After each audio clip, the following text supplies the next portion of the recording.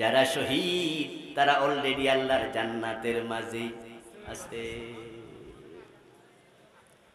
রাসূলুল্লাহ সাল্লাল্লাহু আলাইহি ওয়াসাল্লাম বলেছেন, মানুষ শহীদ হওয়ার সাথে সাথে তার রূহটাকে আল্লাহ তাআলা জান্নাতি একটা পাখির ভিতরে ঢুকায়া জান্নাতের মাঝে ছেড়ে দেয় এবং তাকে বলে, যা মনে চায় খাও, যেখানে মনে চায় উড়ে বেড়াও। ওয়ালা তাকুনু লিমান ফি সাবিলিল্লাহি আমওয়াত বাল আহইয়াউ ওয়ালাকিন লা তাশউরুন। যারা শহীদ হয়ে গেল তাদেরকে তোমরা মৃত্যু বলো না, বরং তারা জীবিত, তারা জীবিত। অন্য আয়াতে আল্লাহ বলেন, ইনদা রাব্বিহিম ইউরযাকুন, তোমরা দুনিয়াতে যেমন আল্লাহর রিজিক ভোগ করো, যারা শহীদ তারাও আল্লাহর কাছে জান্নাতে রিজিক পাচ্ছে।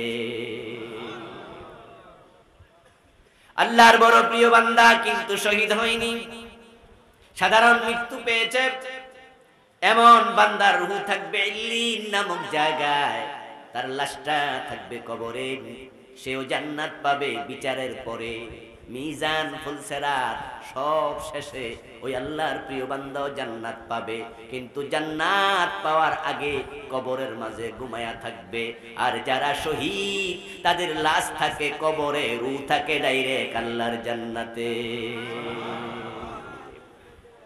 তো জান্নাত আল্লাহ যদি বানায় ভবিষ্যতে, তাহলে তারা জান্নাতে থাকলো কেমনে? এই জন্য আমাদের বিশ্বাস, আল্লাহ জান্নাত বানিয়ে ফেলেছেন, জান্নাত প্রস্তুত। এখন আল্লাহর জান্নাত কত সুন্দর আমরা জানি না, চোখ দেখিনি, কান শুনিনি, অন্তর কল্পনা করতে পারিনি, কল্পনা করাও যায় না। রাসূলুল্লাহ সাল্লাল্লাহু আলাইহি ওয়াসাল্লাম বলেছেন, সবার পরে যে জান্নাতে যাবে, জান্নাতে তাকে দুনিয়ার মতো 10 দুনিয়া বড় জায়গা দেয়া হবে।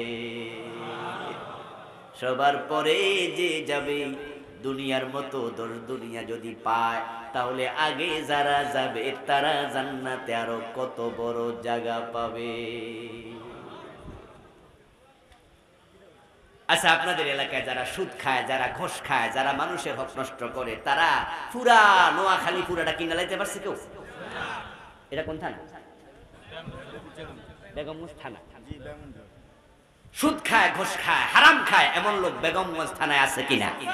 তাই বলে কি পুরা দেবীচরণ গ্রামটা কিনতে পারছে? ইউনিয়নের নাম রাজগঞ্জ ইউনিয়ন কিনতে পারবে? একজন ব্যক্তি পুরা বেগমগঞ্জ থানা কিনতে পারবে? কিয়ামত পর্যন্ত ঘুষ খাইলে পারবে না। তাহলে ঘুষটা খাইয়া পাইলেন কি? 10 বিঘা, 20 বিঘা, 50 বিঘা, 100 বিঘা, 200 বিঘা, 500 বিঘা, 1000 বিঘা, এসে বেশি তো নয়।